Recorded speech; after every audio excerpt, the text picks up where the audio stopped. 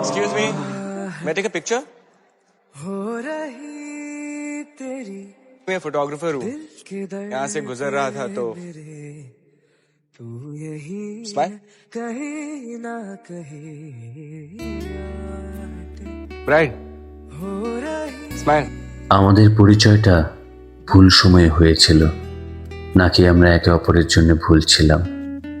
যেটাই হোক, ফলাফল একটাই, তোমাকে আমি কখনো পাবো না। তুমি আমার না, তুমি অন্য কারো। এই ছোট দুটি কথা আমার মস্তিষ্কে এমনভাবে বিচরণ করছে যেন পৃথিবীর সবচেয়ে উঁচু পাহাড়টা আমার বুকের উপর।